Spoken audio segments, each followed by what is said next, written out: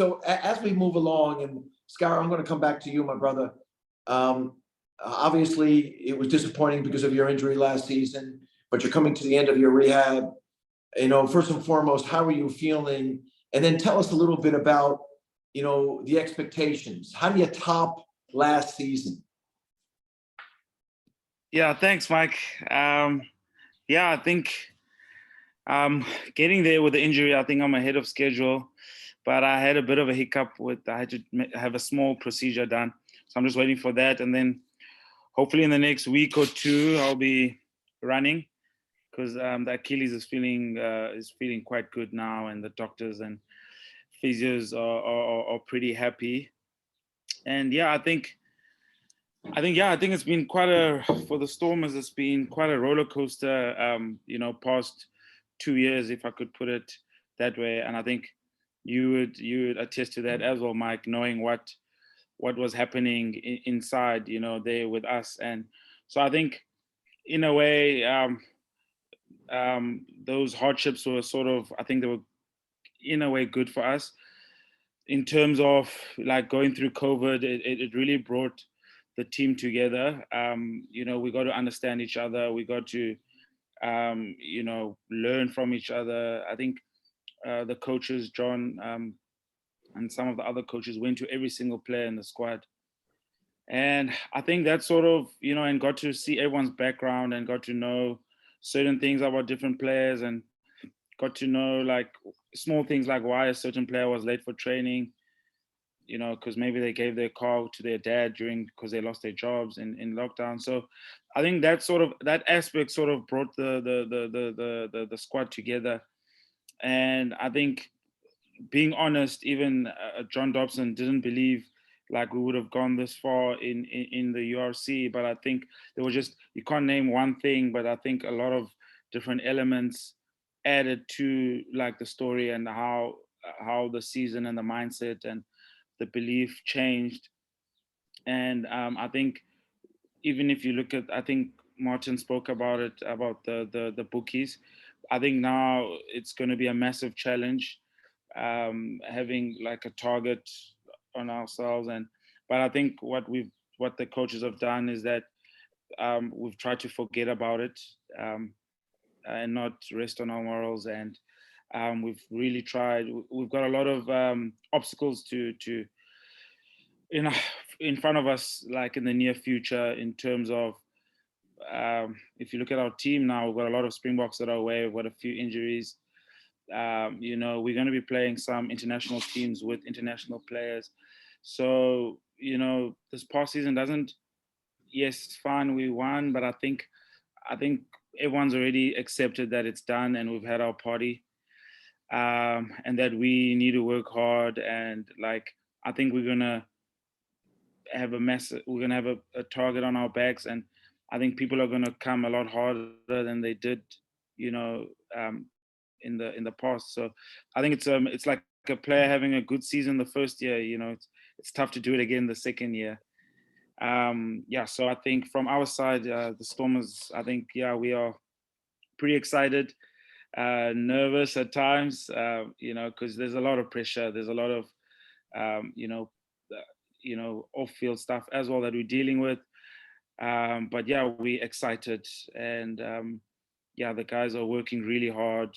We've got a few surprising youngsters, some young talent, and a nice mixture with the older guys. And we're excited to get the box back and some of the guys who come back and join us from injury.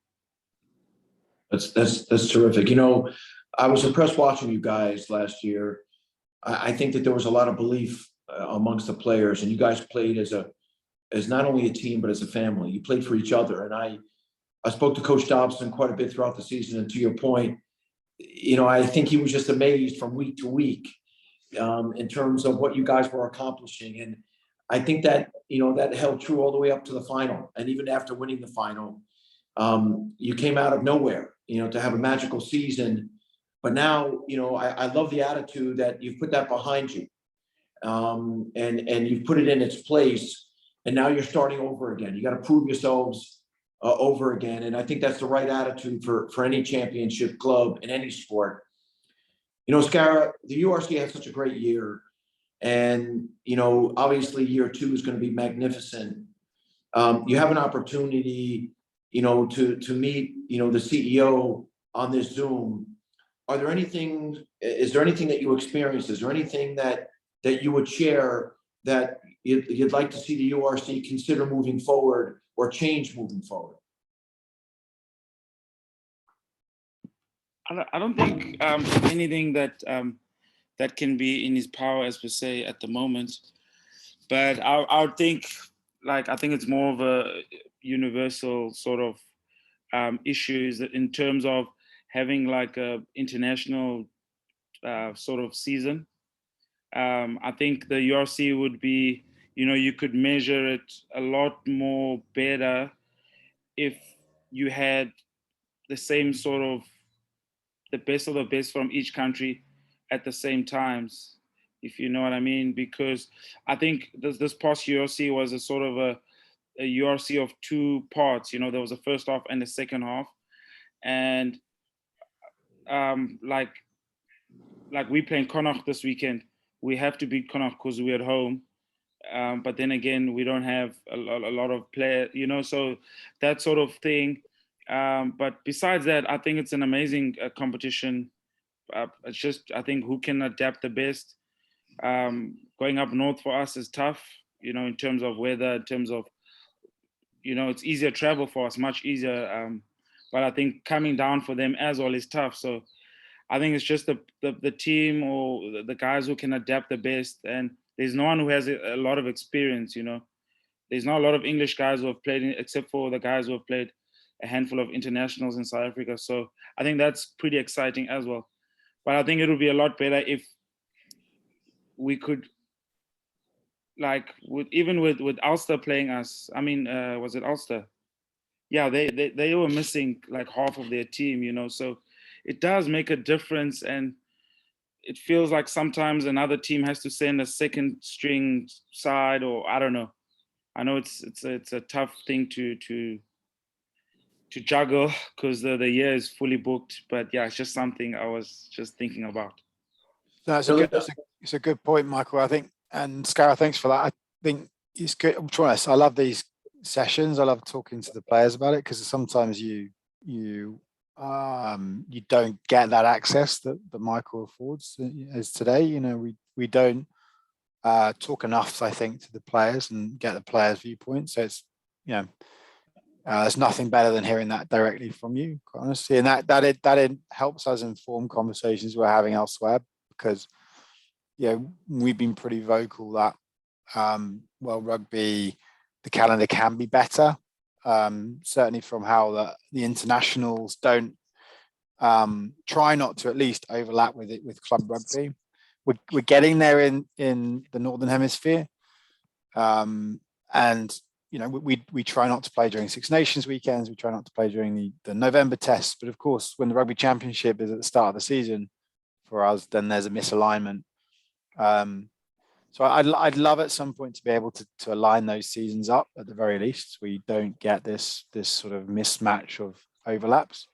That would be a great start for us, and I think we'd then get a much better competition, even better competition than one we've got today. Yeah. Ultimately, also, I think overall, and this requires everybody in the world game, we could all play slightly less rugby, I think, as a number of games, and try and increase the quality over quantity of games. So I'm with you. I think, if we can get to the point where we've got matchups, direct matchups, international players versus international players, that's the sort of holy grail. And I'm with you on that.